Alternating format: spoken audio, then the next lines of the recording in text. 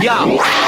What up, though? I got to talk. I got to tell what I feel. I got to talk about my life as I see it. All right, then. It's time for you to bring it to the table. Turn up your radio wherever you at. We about to bring it. StreetBeat. Yeah. With Tony B. For the next hour, Tony B will give you a chance to tackle local, national, and international issues that affect your community. StreetBeat. StreetBeat. Tony. What's up? This is Tony B. We are live here on RainierAvenueRadio.World. Some very special guests in the studio with me this afternoon, and also a wonderful friend of mine. I'm going to start right here for those of you viewing us on Facebook Live. Welcome, and you're going to get to see as well as here for those of you tuning in, of course, in our hyper-focus area of Southeast Seattle. You know how we get down. Happy to have these guests here. And for those of you listening to us around the region and around the world, thank you for tuning in. And we appreciate you all listening. Our listeners everywhere from Japan to Australia, the Philippines, the Netherlands, all over the place. And I know that some of you are tuning in from many other places. And so thank you for tuning in. Right here this afternoon, joining me on the program, Mr. Blair Bryant, and I know it, but I knew I was gonna. And I had the CD in my hand, so I knew that was gonna cause me confusion. Mr. Blair Bryant, how are you doing, my man? Good. How are you? Excellent. Bass player. Yes, sir. And then also Mr. Blake Aaron, how are you, my man? I'm doing great. Thanks for having me. Guitar player extraordinaire, and both of you guys, the reviews that I've seen, I can't wait to see. And of course, my guy over there to my left, the legend himself, and that does not mean you're old. That's why I'm gonna put on my Because man, you were legendary when you pretty much started out. You know what I mean? You know, I just go on what people say. I'm not trying to, say I'm that. Najee. Yes. Najee, we got some people in here. Come on now. All right, now, yeah. Wow. And so Blair and Blake, y'all are joining Najee, that's the explanation for why y'all are here to perform, this entire weekend tonight as well as Sunday at Jazz Alley in Seattle. A great friend and partner of ours as well, Jazz Alley. And two shows tonight. Yes, right, 7:30 and 9:30. And then the 9:30 show tomorrow night, 7:30. Right.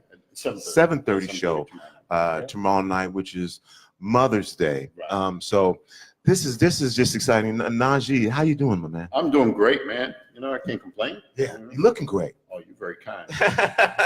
She saw me yesterday when I took that long flight. Well, good to have you back in sir. Seattle. Thank you. And the weather cooperated. Maybe you brought the weather with you because it started yesterday. I heard. But how does it feel to be back in Seattle? Oh man, I love Seattle. I was telling Blake earlier. I said, man, if it was sunny like this all the time, I'd actually move here. I love this town. It's great. It's a beautiful town. And just the people are wonderful. The food is the best. So. Now, I may have asked you this before, but are you aware of Seattle's musical history? I know you come from incredible musical. Absolutely. I mean, going all the way back to Hendrix. I mean, all the way up to Kurt Cobain and others. Yeah, so many. Yeah. Yeah. So absolutely. we Quincy. It goes on and on, and you've been here a number of times, and I know you love it here in Seattle. So we hope that you consider this a second home for absolutely. You as well. We're going to take a little credit for you. All right. Najee comes here often. That's a good thing. Yes, sir. Well, let's talk about the music industry now, and again the longevity of your career. You've been asked everything probably that you could possibly be asked, but let's just talk about music now. Where you're at with music. Has it changed? How has it evolved? Where are you musically? Well, for me, I'm just really the game has changed so much since we've lost retail. And then we had the phenomena of the smooth jazz station growth, and then it, now no longer there. But fortunately for me, when I first started 30-some years ago as a solo artist, I was very fortunate that the timing was good. I was able to build up my brand in that time, which is still, till this day, sustained us, so. And, we've had to make adjustments, based on it. Like now, the biggest thing is and Blair will tell you, is streaming. That's pretty much that. The days of people purchasing CDs, our audience are not, people who stream who buy like one single at a time. They still like to buy CDs. Sure. And, so. Yeah, we'll definitely have to talk, because I know you have some strong feelings about that. As well. Where do you, over this period of time, how do you continue to draw inspiration, and where do you get the inspiration to create new music from? Honestly, collaborations more than anything. I was joking with somebody how I have this beautiful studio upstate New York that I never haven't used in like almost 18 years, because I enjoy working with other artists, so really, that's really why I draw the inspiration. Because I think if I sat down and tried to do everything myself, it'd be a pretty boring record, to be honest with you. Well, I think we disagree, but collaboration is good, and the collaboration has changed as well. It used to be something that you would have to do face to face, right? And do you do that? And then also, I guess there are ways you can get the music and add your part to it, or maybe even do. How does that work now? Well, that's pretty much how people do it. Back in the last century, I'll say, which wasn't that long ago, people would you'd have to fly to LA to go in the studio with someone, and those days are over, and pretty much people send you files.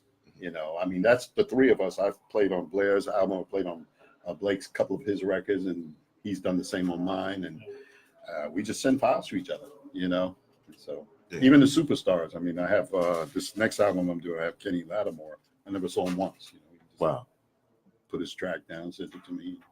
How does that change? Do you feel that changes things at all? Not at all. No. Not at all. The audience can't tell. Yeah. It doesn't mean, other than, and even if you need to be in the presence of a producer, you have FaceTime. Yep. You have Skype, so you could sit there with them and they'll guide you through, so very inexpensive to create records these days, other than the artist appearances. Well, welcome to the new millennium of making music. Huh? Yes. Yes. Again, you're listening to Street Beat. It's me, your host, Tony B. Joining me, Najee, Blake, and Blair. And if you don't mind, I want to talk to these guys. Yes, absolutely. For a minute here. Yes, Blake, why don't we start with you, man? Again, just a renowned guitarist. This first question I'm going to ask is directly related to my man. Tell me and tell us and tell our audience about playing with Najee. Oh, man.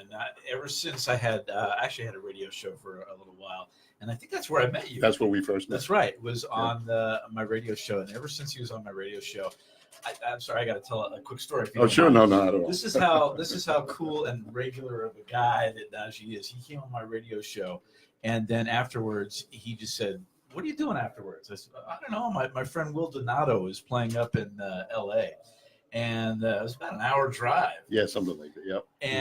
And this man followed me with the caravan all the way up to L.A. to see a friend of mine, Will Donato saxophone, play. And I, knew that he was a great flute player, but I had never seen him play flute live before.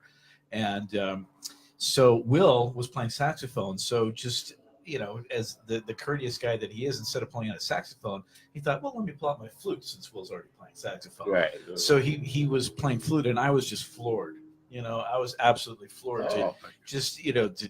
The flute that he was playing was just knocked me out. And I actually said, I have got to write a tune that features him on flute. And I did. It was called Encantadora. And it was and I called him up and I said, I would love for you to play flute on this. And he accepted, which was such an honor. And you should, he just completely turned around that track. And I'm not the only one who felt that way. Adam, if you remember Adam, yes, said it completely took on a whole different thing that had to have Najee's flute on. It was a Latin song. And it was, that might have been my first number one. Yeah. I think it was my first number one. Okay. It's probably because you were on. My first number one was called Encantadora, and that was back in 2011. And ever since then, it's just been such a joy to collaborate with him. Since then, he's been on my radio show about 3 or 4 more times. We played together. I played on his CDs. He played on another track for me. So it's just been an absolute inspiration. As a long answer to your question. Oh, that's wonderful. So we're a community radio station. So in some ways, we're really high tech. And in Right. some ways, we are even higher tech. So, so I'm going to show you one of those higher. As we talk to Blake, I'm going to Soul Stories. So this is how we give you close-ups. Karen, you want to operate the close-up mechanism for the CD so that those of you on the camera can see the CD. And it's called Soul Stories, and this is our close-up mechanism. Here we go.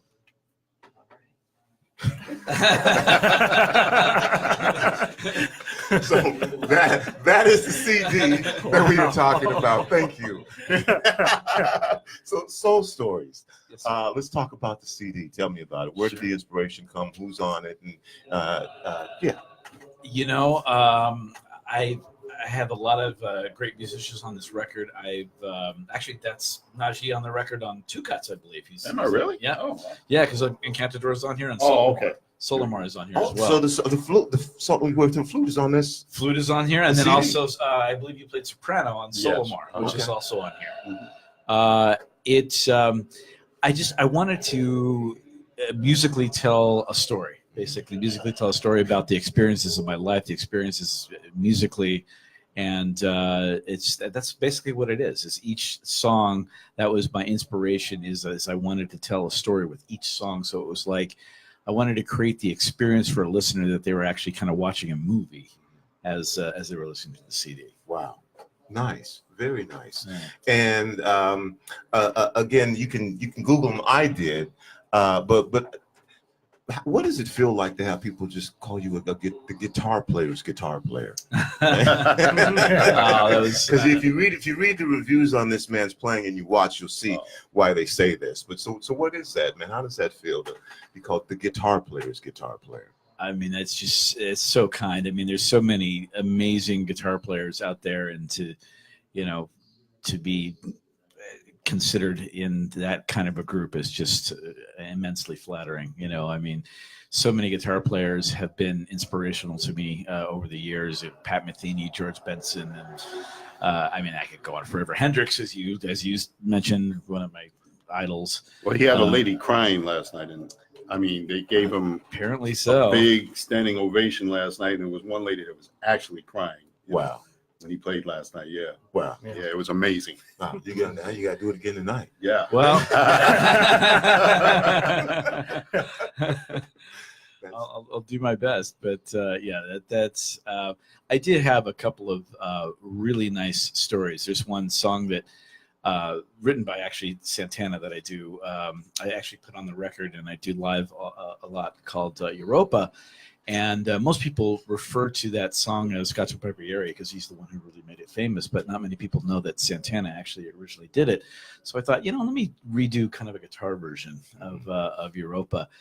And I actually got some letters from around the country from people who said that, your rendition, your song, your CD got me through my divorce or got me through this hard time or that time or, having a health issue or whatever it is. Really, that's kind of the most touching, rewarding thing about doing a CD. Wow. And putting out music like that. Phenomenal. All right. We're going to get back to you. Okay. I want to bring my man into the conversation. Of course. And once again, please, Mr. Blair Bryant, same question to start off with. Tell us about what it's like to play with Najee. Oh man, it's mesmerizing, honestly. Playing with Najee is really a dream come true because when I was really young, my dad would always play Najee's Tokyo Blue, Morning Tenderness. So I really grew up listening to him like very heavily. So when I got the opportunity to play with him, it is just like, wow, is this really happening right now? Like, I can't believe this is happening.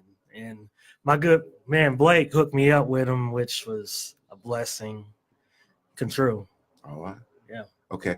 And you have an album out as well, and we're going to operate the close-up mechanism. Close-up mechanism. All right. And so there's the album. And the album, again, as you saw, Cerulean Blue. Is that, am I saying it correctly? Yeah, you're saying it correctly. Cerulean Blue. Tell me where that comes from. Cerulean. Is that a color of blue that I just haven't heard about? It sure is. Okay. that's the color of the ocean. I took a trip to the Caribbean about 2 years ago on a cruise or so. And when I was in the water, we was in Jamaica, and the color of the water was like this deep, deep, dark blue. And I thought to myself, that would be really cool to create an album kind of theme off of a Caribbean and beach, because I really love the beach and I love sun. And so I really wanted to make an album. So when I was thinking of a name, Cerulean Blue was the color of the water and the ocean. So I decided Cerulean Blue is the choice. Yeah. Yeah. So I happened to be listening to a song. You had headphones on, and I think you were playing to a track. And what's the name of that track? That you know which one I'm talking about? I do know which one you're talking about. So that track is Sun Chaser, and Darren you guys Ron. got to check that out. Yeah. All right, you got headphones on, and I'm sure there's other ones to listen to out there too. But man, tell me about that song, and you have to check it out so that you know what we're talking about. But you were killing. The song was great, and you were just killing it. What was going on there? Man, so really, I wanted to create a song that was easy listening and that people could really listen to while they're outside on vacations or on the beach or just anything really outside, just soaking up the sun. So I decided to create a song called Sun Chaser, and Darren Ron helped me out in mixing the song. And I really want to do this song to show people kind of like that I can really create music that's really easy listening to and that can go on the radio and do some stuff. So that was kind of where I got the inspiration from. Okay, and then the same as Blake, I mean, you have been compared to, phenomenal bass players, and just to be compared to them, is one thing about the art of playing. So how does that make you feel? Same thing, when you talk about, and for bass players, people are really picky about their bass players. Very picky. Because so how did you get to that point, and what do you feel like when you're playing? And like you said, somebody you grew up listening to, and I know this man is, you got to be on your thing to be playing with this guy. Man, here. for sure. So let's talk about that. Just reaching that level of artistry and craft with your instrument, the bass. Yeah, well, I have a lot of bass inspirations, and luckily my dad was a heavy bass guitar lover as well. So he would always play guys like Marcus Miller and Stanley Clarke and Victor Wooten, and even Weather Report with Chaka. And and really when I grew up, I thought I was going to be a drummer because drums was really my first instrument, but I really wanted to play guitar. And for Christmas one year, my dad actually got me a bass guitar, which I didn't know it was a bass guitar. I was trying to strum it like a guitar. Oh, it was horrible, man. I sucked. Oh, that explains a lot, because last night he was strumming. Yeah. I get it. Okay. It was horrible. But anyway, my uncle was a bass player, and I used to play at church, and I played the drums. And my uncle came in, brought in a bass, and it kind of looked like the guitar my dad got me. And my uncle ended up getting sick, and he ended up passing away. Wow. And yeah, that very same day he passed away, I said, I'm going to play the bass guitar for him. So I ended up picking up the bass that day, and it was the strangest thing. It was like, it just started making sense. And notes just started making more sense, and I was hearing bass lines, and I was able to kind of figure them out. And I was like, you know what? I think I can do this. And about a week later, I was in the church playing bass, and they said I was playing better than my uncle was playing. So it started from there, and I just really loved it, and I started getting into the jazz stuff. I really started in church, but my school jazz band needed a bass player, so I kind of just said, I can try and do it, and got into that, learned how to read music, and it just really progressed there. I really started listening to guys like Marcus Miller, really dissecting what he's doing, and Stanley Clarke, and that's actually my favorite bass player, Stanley Clarke, and I just started dissecting what they were doing, and I just took what I liked and just made it into what I do today. And see, you hear those names. You hear Stanley Clarke, you hear Victor Wooten, you hear Jaco Pastorius, and that's so to be compared to them. And it seems like a lot of people. I add Larry Graham to that too. So yeah, that's true. Can't forget Larry, man. I had Larry to that group personally. But that's congratulations, Man, thanks so much, man. And you said something that I would like both of you to touch on too. And you said because it's about the creative process, and you said something I think you said. I started hearing things. Yeah. I started hearing things. And that's that part of invention and innovation. Yes. And so I would like both of you guys to touch on that too, because people probably wonder how you make a record, how you get a song. And we talked about the inspiration. So how does that happen? The concept that Blair described as hearing things. Are you sleeping and you hear something in your dream, or you look at something and notes start flying out of it? How does that work? Well, I know for me, I agree with Blair on that.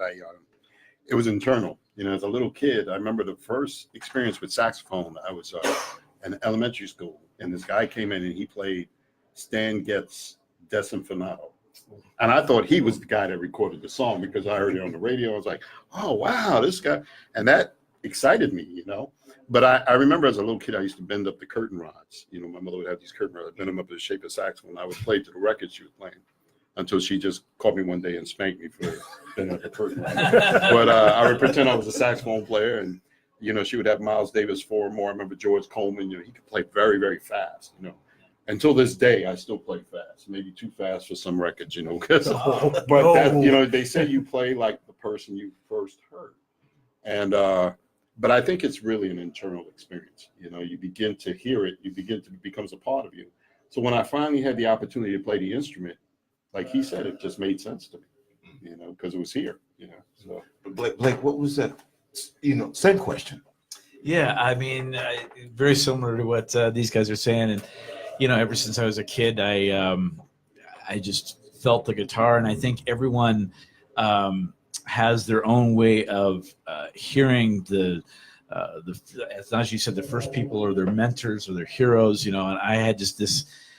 I was into rock, I was into jazz, I was into all these different things, and I think it had just kind of all mixed together and became me. I was into Hendrix and Zeppelin at the same time. I was into Wes Montgomery and George Benson and Metheny, and just I think everyone has their own unique way of taking the outside world and the influences and kind of digesting it all, and it comes out. That's the goal, is it comes out you. I mean, I think that's kind of the way it is for every artist, is that you're influenced and you're inspired by so many other artists, but then when you mix them all together and it comes out, it hopefully is uniquely you.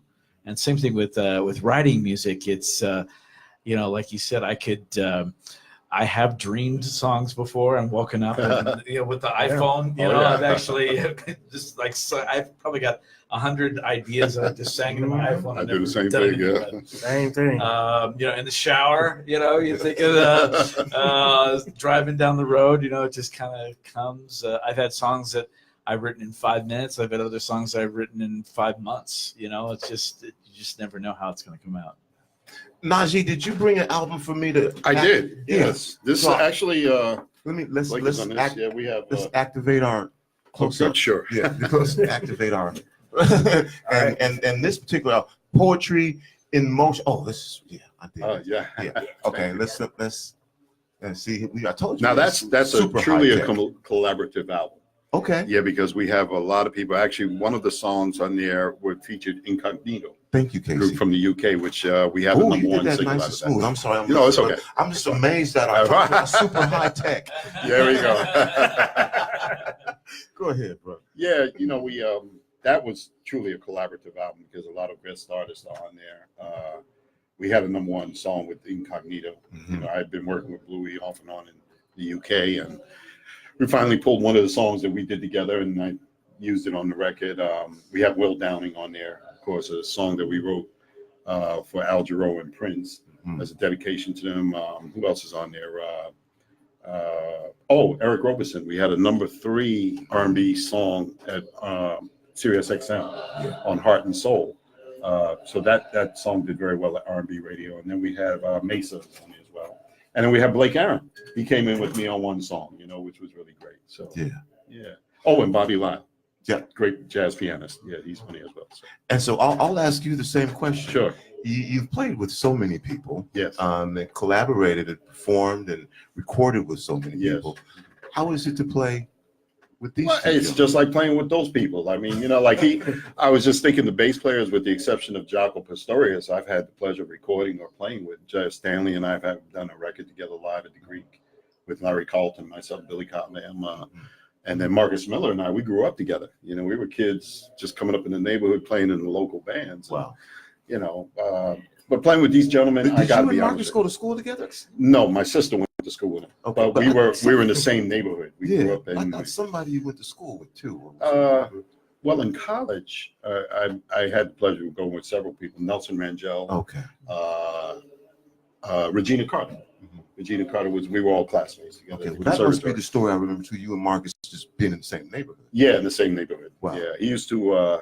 As a matter of fact, I was in this band, and he used to come and sit every summer. We would just rehearse in the basement with the windows open and the whole neighborhood could hear you. And he would sit at this post and just study our bass player. And I didn't realize that story until he reminded me of that. I was like, I remember that, Yeah. And he ended up becoming one of the most influential bass players in the world. You say that, and that's something that probably rings true to a lot of people when you say we were in the basement. Right. Well, in New York, that's where it all took place, in the basement, because that was the one advantage we have growing up back then. Because when we moved from Manhattan, I think I was about 11 years old when we moved out of the city. Back then, Queens was considered the suburbs. Not anymore, but it was considered suburbs because people had homes, working class neighborhoods, and everybody had a basement. So we would practice every day in the basement with our little bands, and we had these little community battle of the bands, all that kind of stuff, and a lot of great musicians came out of that. You're listening to Street Beat with me, Tony B. Again, joining me, Najee, Mr. Blake Aaron, and Mr. Blair Bryant.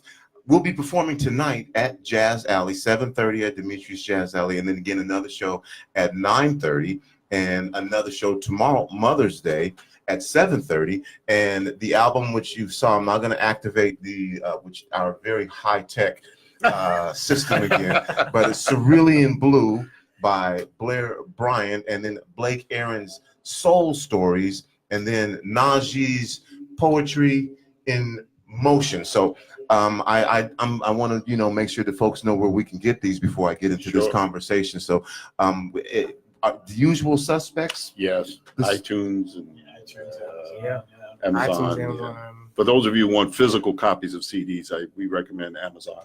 Okay. But of course, you can always download iTunes, of course.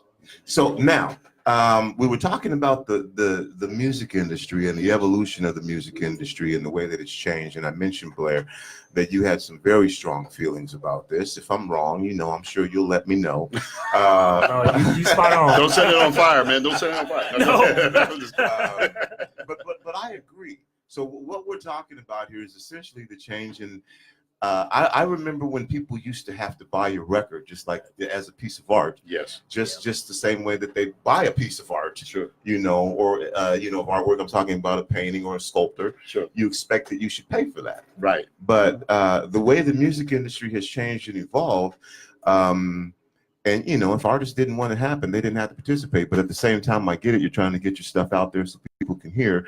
But now there's almost an expectation that it should be for free. And I'm going to start with you.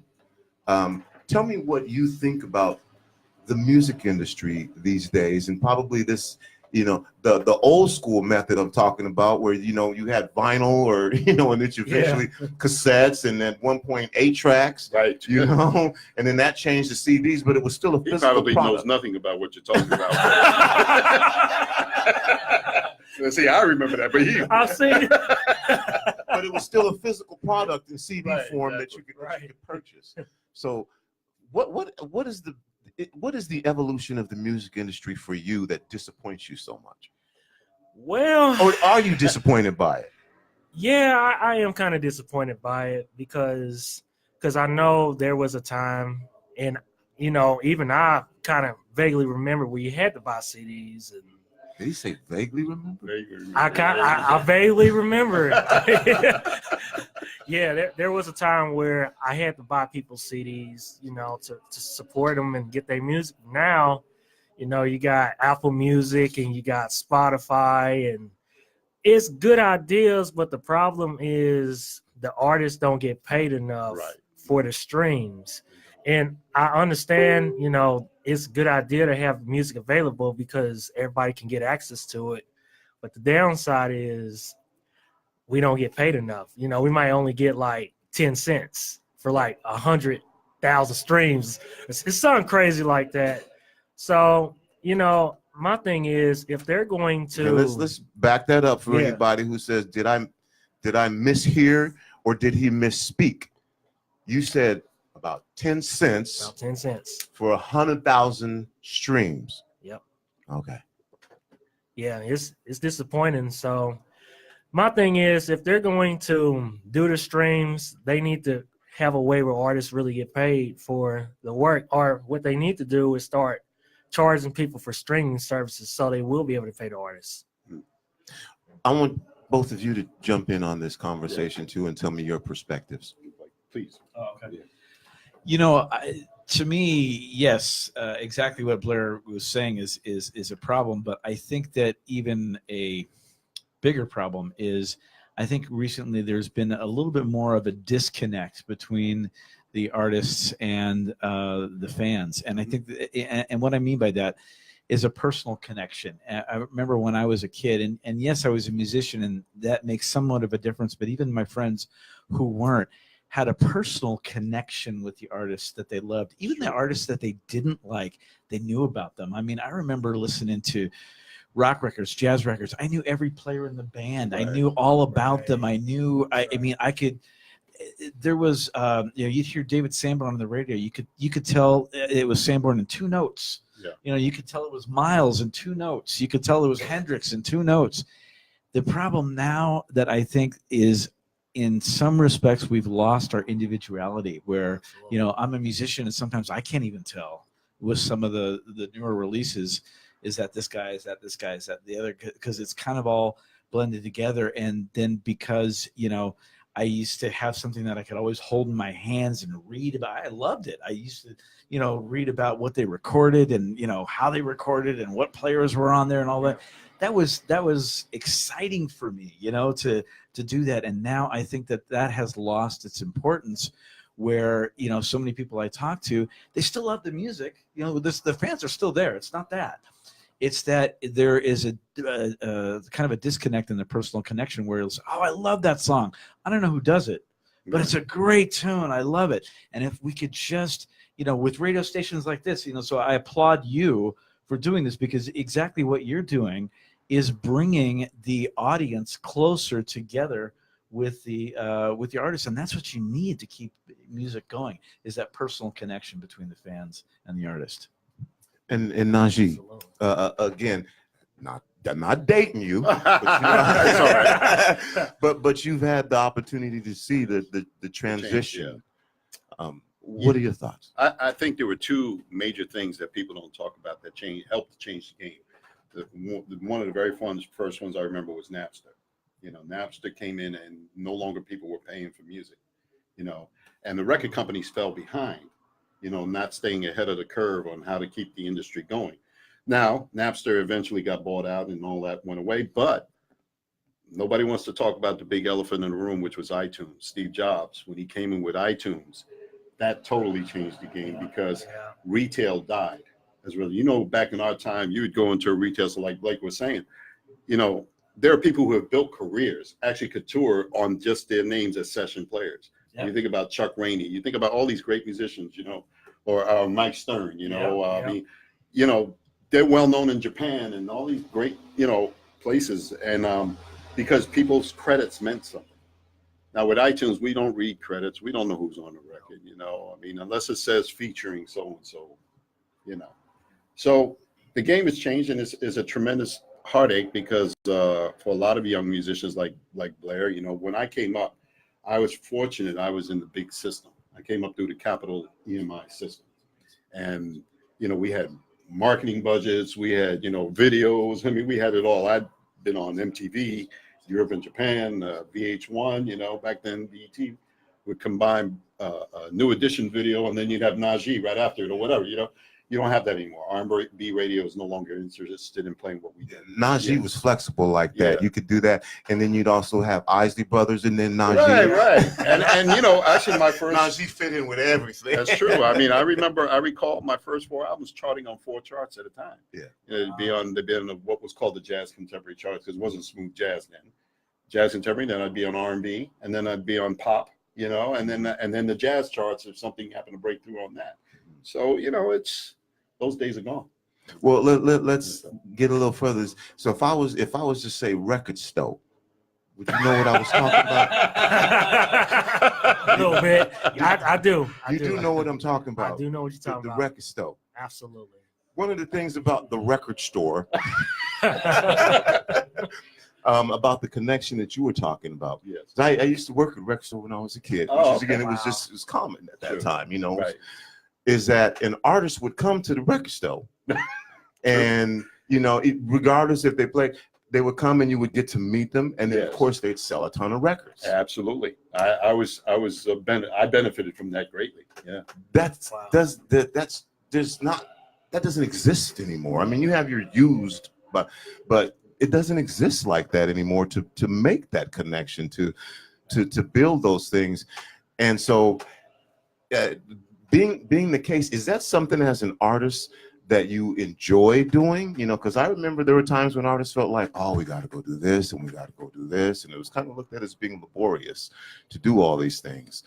So what is your in particular take on Well, I personally, I hate musicians who come talk about and complain about what they do and making a living at it.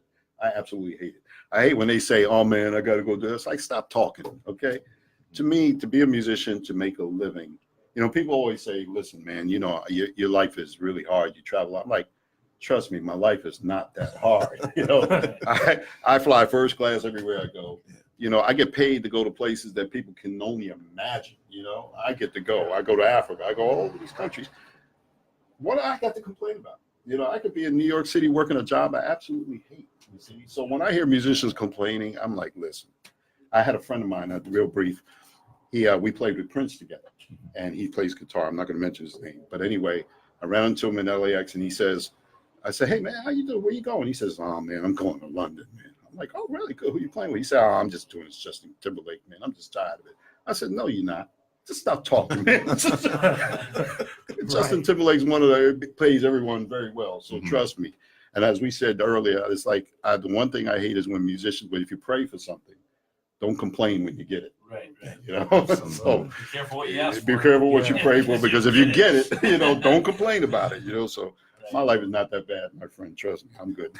So we've been definitely giving folks an opportunity to know you, and I got some Najee stories too. He is an amazing human being. Yeah, he is. But I'm not gonna go back that far. I will say. Go ahead. Just don't mention names, man. I will tell you. You said he followed you an hour, right? He did. Yeah, We met. This man ended up coming back. He said he flies first class. Not when he came back to see me. But that was different. That was a combination, yeah. And it was because I was doing a Black History Month event at Pacific Lutheran University. Yes. And basically at that point in time, we were just educating and bringing people in to be speakers. And I asked him if he would come back, but not to play, to talk. Right. So, and he did. Now, the part that I'm leaving out is it did not come with all the things he's talking about and make his life comfortable. Well, you know, that was community. We got, yeah. And this was not something that people know about, you know, but I can verify that that's the kind of human being and an individual that Najee is. So I'm not going into great detail, but because it was not first class, and it was simply to share thoughts thoughts and ideas about uplifting our community, and he came all the way across the country, and and again, we made it happen. But never complained, never. No, not he had a smile on his face the whole time, and then on top of it, at one point was so inspired, pulled out his flute and started playing. And I'm like, oh, I can't pay you for that. No, but just a really, So I wasn't going to tell that story, but under the circumstances in this moment. So, but. My point that I'm getting to now is we've been talking, getting to know each other. But the other point that I was going to say is you said, well, man, we'll play. Yes. And I said, are you kidding? Yeah. Yes. So will y'all play now? Absolutely. Now, now what we're going to play is not we're playing tonight. We're just going to let it flow. Just okay. So right now we are about to have an impromptu, don't know what they're going to play yet, performance from Najee and Blake and Blair. And so I guess, Blair, you will be playing what looks like a 5-string bass. This time. The Marcus Miller M2. And what is that you have over there? That's the Angelico. Okay. Okay. Me, I just have a soprano saxophone. All right. You're listening to Rainier Avenue Radio. Najee soprano section. Yes. Let's not forget. Yeah, platinum series. And we are about to be fortunate enough to get a live impromptu performance from Najee. Again, this is just impromptu. This is just being made up right now. And let's see where we're at here. But again, you can see them tonight. In all their glory at Jazz Alley, Dimitriou's Jazz Alley. And it looks like we're getting set to make this happen now. And you're listening to StreetBeat. Oh, I heard sound. With me, Tony B. You know what, Najee? I have not actually done a show in months. No, we have over 70 folks who do shows on this radio station, and so I had the opportunity to step back, but I said, Najee, okay, I'm doing a show. So this is probably the first street beat that folks have heard in months, and of course this is the reason why I'm doing it.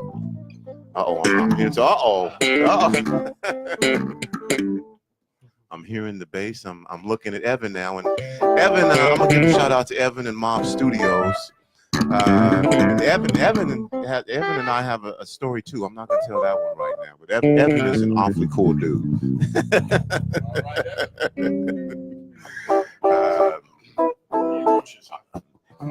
And Lucius too. While we're killing time, those of you with Rainier Avenue Radio, Lucius, what are you, 21 now? Lucius started off with us at Rainier Avenue Radio. We're not just a radio station. We also have educational programs. So we teach youth everything from communications and journalism to film photography, app design, broadcast. We offer a math and coding class in the summertime. And Lucius, when he was 16, started off taking our classes. And at 21, at one point, he was our lead engineer. Oh, wow. And then he went off and did some stuff, and now he's back working with us part-time again. And all right, Lucius. Are we ready to go? Can I get a little bit more guitar? Speakers.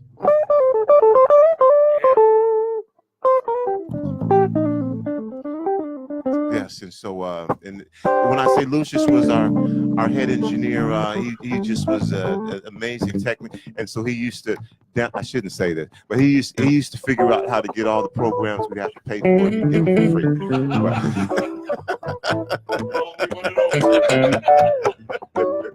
Like 16 years old, you know. Are we good? You guys good over here? Okay. Everyone listening in Seattle, everyone listening around the region, everyone listening all over the world. Najee, Blake, and Blair.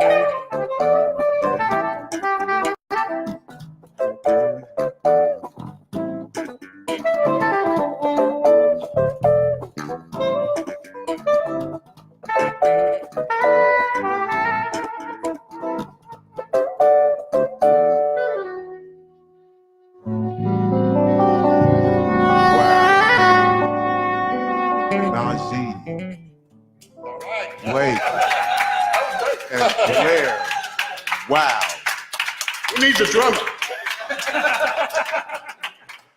Wow. Okay, so you're not gonna hear that at Jazz Alley. No, not tonight. No, you said that in a way like, well, but you're not gonna hear this at Jazz Alley tonight. That was me personally. I thought that was amazing. What do y'all think? And again, making this up, and what I notice is that I see just the slightest of eye contact. And y'all transition so smoothly as if you'd been working on this and and planning this, and just a simple nod. Yeah. Let's talk about that unspoken communication that y'all have when you're improvising like that. Tell us what you just did. Well, you just kind of start feeling like it needs some kind of a change. We kind of look at each other, 4 chord. What do you think? Let's go. Sure. 5. Let's do it. I mean, there's certain like every chord has kind of a number associated to it and a key. So we look at each other and just 4. What do you think? And then we just go there. So it's kind of certain when you're just jamming, and then there's certain kind of forms that are standard. You start feeling after whatever, and you just kind of feel where the guy's going too. If you feel like he's vamping, you stay on the chord. If you feel like the solo is lifting someplace and needs to change, that's when you kind of look at each other, and it's just all a very felt kind of situation. It's internal for sure. Yeah. Jazz is where knowledge and intuition come together. So you have knowledgeable musicians, but then our inner intuitive nature takes over. So that communication is really not verbal. It's not even tangible. It's more abstract, but it's also based on our experience as musicians. Like what he was saying, we know, okay, if we're playing in a certain key, if you go to the 4 chord, most people are familiar inside their heads with that transition in their mind. Right. So, I'm going to expand on that because we live in a different time now. So when you say intuitive, people might be thinking some sort of Google algorithm. You know what I mean? Yeah, we are in Seattle, aren't we? When you say intuitive, kind of expound on what you mean. Yeah, it just has to do with, it's like, sometimes when I'm playing with Blake, we play his song, which is actually gone #1 Billboard, Groovers and Shakers. That deserves a round of applause. Yeah, too. yeah. And, well, that's not the only one for him. But he'll just give me a nod, and I kind of know what's coming, So it's really, like I said, where knowledge and intuition meet, really, especially if you don't plan it. Yeah. Wow. The last question I'm going to ask is, you had the opportunity to try our, which we're very proud of, world famous Ezel's famous chicken. Oh, wow. And so be honest now. Just give us some feedback. What you think about Ezel's? I think it made us a little funkier. Put that grease on it, man. You're listening to RainierAvenueRadio.World, a special edition of Street Beat with me, your host, Tony B. Joining me, Blair Bryant. Again, let's operate this mechanism, the high-tech functioning of Rainier Avenue Radio. Here we go, right? Here we go. And we're going to put the mechanism in motion right now, and you'll get to take a look at the album. So let's do just one at a time. There we go. And that's Blair's album, Cerulean Blue. Got the close-up of it now because we get down like that. Now watch this, okay? And then watch this. Yeah, back at you, bam. Soul Stories by Mr. Blake Aaron. And here we go. We're going for the triple. Let's see if we can pull this off. Bam, bam, we did it. Poetry in Motion. Again, described as what? The most collaborative album? Or very For me, one of them. Yeah. Most collaborative album. Poetry in Motion by Najee. I definitely want everybody to go down, and if you like the sampling that you saw here, but just wait till you see what happens tonight. Oh, I'm excited about being there. But I want to give each of you an opportunity for final words. So, Blair, I'll start with you. If there's something you'd like to say to our listening audience and folks who maybe know you, and some folks who just seen you for the first time, and thank you for being here, man, and sharing and playing the bass for us. Absolutely.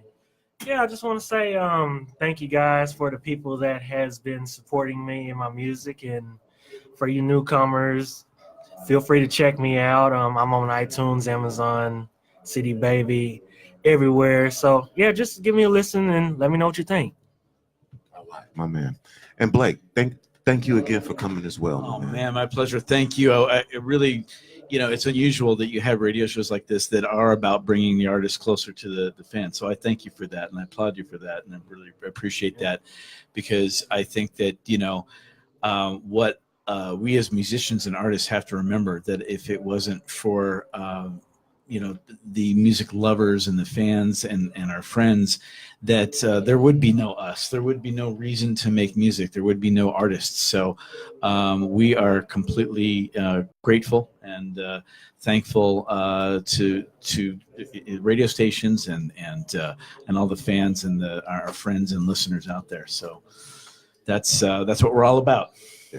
All right.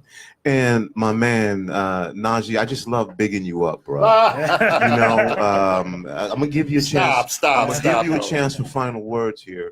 But one of the things you said immediately when it's like, hey, Najee, man, come down to the station, bro. We have, connected, guess what, this, and come down. And immediately you said, let me also use that platform for my bandmates. Right. Wow. That's what it's about for me, man. That's how it was for me growing up, and it was always, just way back to Jazzmobile days, in New York. I got the opportunity to study with people like Jimmy Heath, at the age of 15, man.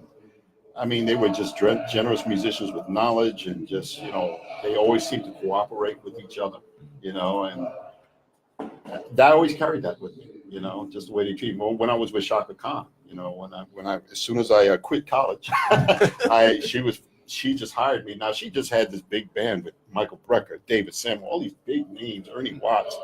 And here she hires these kids out of New York, 23 years old, playing her band. And we're like, man, what are we doing? Smart woman. Yeah. Of course, she didn't have to pay us as much, but, but just the opportunity. Smart woman. The opportunity, man, opened up so many doors for me. Just that one opportunity, and her just saying, hey, and she treated us just like we were Michael Brecker or David Sanborn and anybody else. She was just a generous, kind heart to us, And all the stories you hear about her, some of them may be true, but when it came to her musicians, we were like her children, and she just took care of us. And I'll never forget, she was probably one of the most generous people I ever had worked with, and Prince as well. And, so I learned from those people, and I learned that stuff always comes back to you, always, And I was saying this to Blake the other day. It's like, we don't realize as musicians, we really need each other. Especially in times like this, where we don't have retail, we don't have all these things. If he comes out with a record, I put it on my social media. I got over 100,000 people on Facebook, Instagram, whatever. Blake's got a new album. We put it out there, and we just do it for each other. We can collectively keep our audience going, and at the end of the day, we make majority of our money now through either streaming or touring. So those things help to build that up. Gerald Albright came out with a nice album. I was like, yo, man, let me post it for you, And I did, Yeah. So, I think we do that kind of thing. We all eat from the same well, drink from the same well. So, yeah. Well, I'd like to give you opportunity for final words as well, if you'd like to talk to our Seattle audience, and for those listening around the region, and I say very proudly, people listening all over the world. Yes. Anything you'd like to? I just want to say thank you. I thank you, Tony, because you've been a true friend. You've been a true friend ever since I've met you. And the people of Seattle, I remember coming in, my very first tour as a solo artist was playing at one of the theaters downtown with Freddie Jackson. And ever since then, I've had an audience here, and I just thank you for all those years of support. We really appreciate it. All right. Tonight at Dimitriou's Jazz Alley, Najee will be performing. I know it's really close to sold out, but But if not, come tomorrow night. Yeah. Unfortunately, Blake won't be with us tomorrow. He has to go back to LA. But we have Althea Renee, great Okay. flautist. She's going to come and join us tomorrow night. All But right. you will not be disappointed with her. She's exciting to listen to. Yeah. So you probably should get on the phone now and get those tickets to make sure that you have the opportunity to go. Jazz Alley tonight, 7:30 and 9:30, and then special performance on Mother's Day Yes. at 7:30 Sunday night at Jazz Alley again. And Blair, you'd be here. Yeah, I'll be here. Probably make another stop at Izell's before you leave. Yes, sir. And again, thank all of you for taking the time to come down here to our little community radio station. Oh, thank And as you can see now, I said Rainier Avenue, and it's Rainier. I said, well, it's the street. Right, nothing out. that he says, well, no, it's the street that drives through our community. And we unashamedly, unabashedly are proud to represent the people in this community and the people who live on Rainier Avenue. Or the communities that surround this major thoroughfare, that goes from, it just goes through everything. Right here on RainierAvenueRadio.World. It's me, Tony B, your host of StreetBeat. If you want, I'm gonna be at the show tonight. So oh yeah. I'm gonna be at the show tonight, and hope to see y'all down there as well. That's it. That's all the time that we have. That's gonna do it for the kid. Thank you again, Najee, Blake, and Blair for being here. That's it. That's all the time that we have.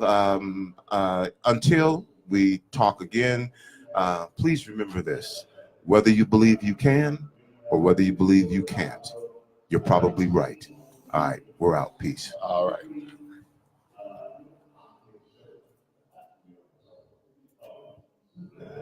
All right.